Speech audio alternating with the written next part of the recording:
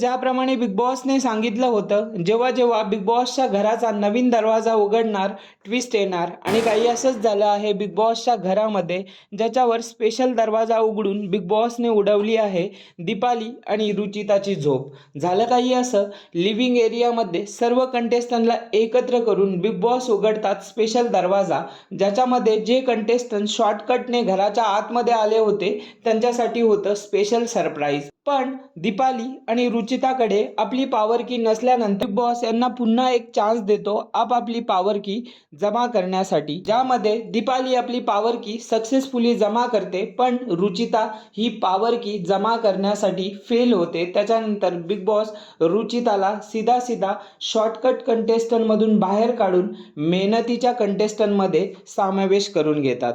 Big बॉसच्या एका दरवाजानंतर रुचिता जामदार झाली आहे शॉर्टकट कंटेस्टंटमधून बाहेर. आपल्याला काय म्हणायचं आहे यावर?